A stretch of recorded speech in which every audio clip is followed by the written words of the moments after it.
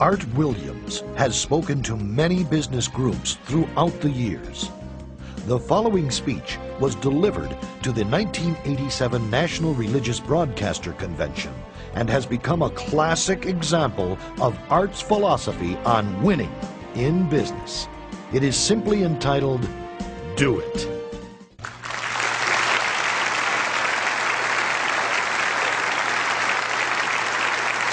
Thank you.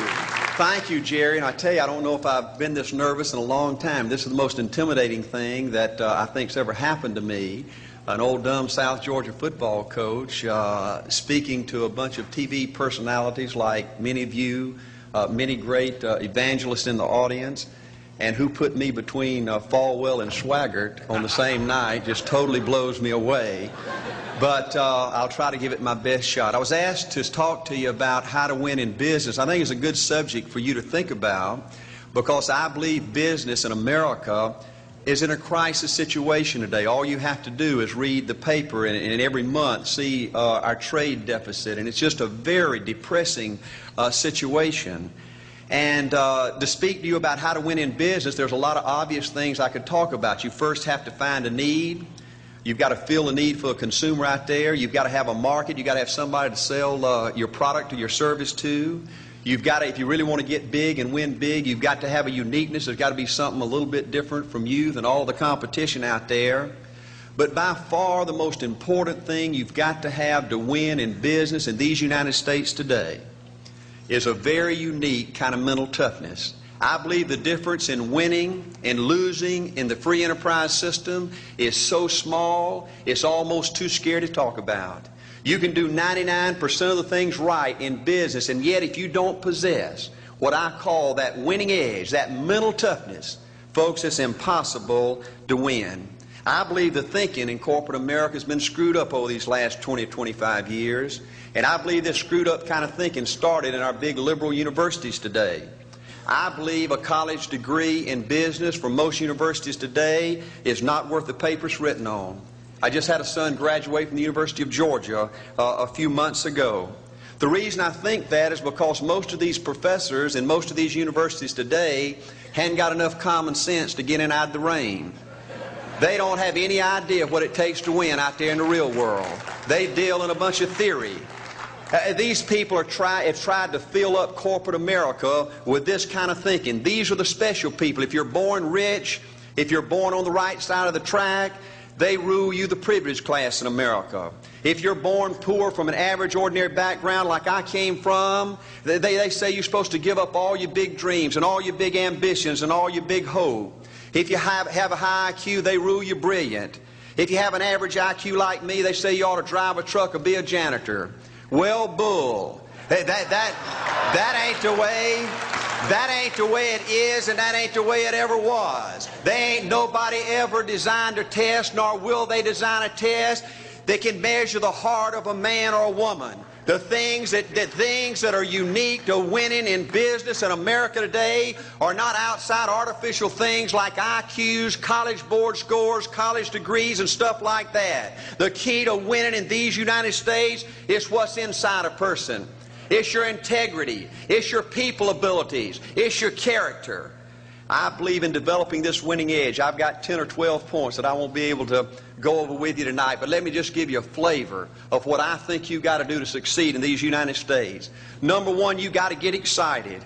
Folks, I don't believe anybody will ever tell you anything more important than this in winning in these United States. 90+% of winning in anything you try to do in America today, you've got to be excited. People in America won't follow or believe in a negative, dull, disillusioned, frustrated, dadgum crybaby. People want people that are positive and excited and enthusiastic and tough. The greatest definition I ever heard, I thought about this 10 million times when I wanted to quit along the way of a winner. This guy said almost everybody in America can stay excited for 2 or 3 months. A few people can stay excited for 2 or 3 years. But a winner will stay excited for 30 years or ever how long it takes to win. Another key to building this winning edge and this mental toughness is you've got to become a dreamer again. You know, I'm a Methodist, and we just changed ministers a few weeks ago, and our new minister came in, and the church was just packed. And the first thing he said, well, it looks like everybody came out to see the monkey perform.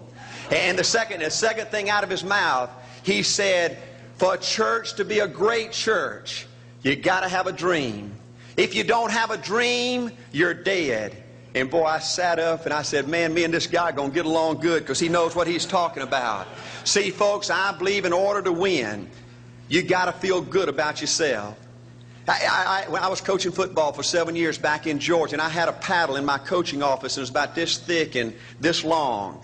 And in the fat end, I had little holes bored in it so you could really get some speed and blister their little butt, you know, when they misbehaved. And I had a rule on my football team that if any kid said, I can't, if any football player heard one of my football players said, I can't, he got to bring him in the coach's office and give him 3 licks. And it took me about a month to get all that thinking out of my players every year, you know, and I'd have football players knock on my door at recess and at lunch and after school. And he said, Coach, he said it.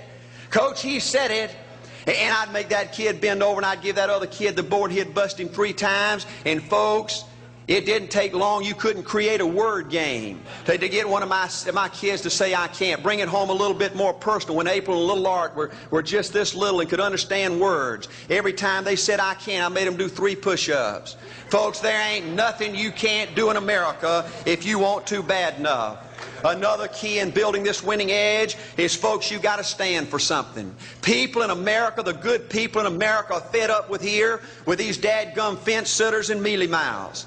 Corporate America has an especially black eye in business today. Most people in America think you can't find a company. They think you can't find a salesperson that'll tell you like it is and stand behind their word. They think these companies will sell anything, say anything, just to make a sale, just to make a profit. Well, you know what? Folks, if you want to win in the free enterprise system in America today, you got to stand for something. And another point, thank you, is yes, you're going to be controversial. Folks, if you want to win in these United States today, just get ready. You're going to be controversial. The only way not to be controversial is to be average and ordinary. They just call me anything but average and ordinary. Now, I know some of you might say, well, you know, I don't think I like Art Williams. You know, he sounds like an old tough butt to me. Well, folks, I'm telling you, you can be good and tough at the same time. I bet nobody's ever talked to a religious broadcaster like that.